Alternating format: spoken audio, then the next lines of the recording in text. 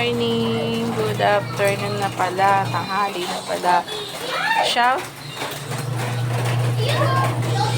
out po sa mga nanay na naglalaba, tapos nagluluto, pinagsasabay na. Kahit maulan, bagyo-bagyo, yan o, bumabagyo dito sa amin, naglalaba pa rin. Yun nga lang, wala kaming dryer. Kaya, ewan ko kailan niya matutuyo. Yun po, habang naglalaba, nagluluto. O, diba? Para sa mga kids.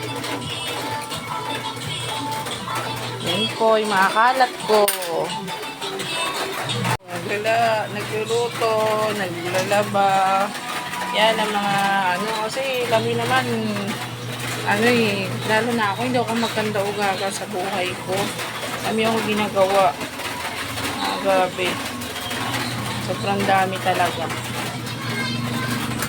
Kahit maulan, kahit may bagyo, kailangan ko maglaba kasi ang dami ko ng ang dami ko nang labahin, punong-puno na. Mag-arkila sana ako ng washing. Kaso, nagkaubusan kasi maarkila lang po kami ng washing dito, ng dryer ba.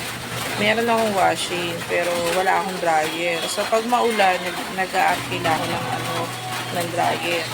Nung puntahan ng anak ko, wala daw. Nabasa ako na yung mga dami. So, kailangan ko talagang labhan na ito. Bahala na ko ng amoy nito bukas. Kung magango pa ba. Sana naman hindi siya amoy, So, habang nagpapaikot ako ng washing, ng mga damit namin, ito naman yung ginagawa ko. Nagluluto naman ako ito dahil mainit, malamig ang panahon. Sasabi ng anak ko, magluto daw kami ng sopas. Magluto kami sa halagang 1/4 lang na sopas to. Sinabawan ko lang ng madami para yung mga yan, diba? 1/4 lang siya, pero madaming sabaw. Soog na sa amin yan. Tipid ba? Kasi alam nyo yung mga nanay, tipid. Budget. Yan yung di pa ako tapos, ang dami pa, yan pa. Ganito na lang po muna.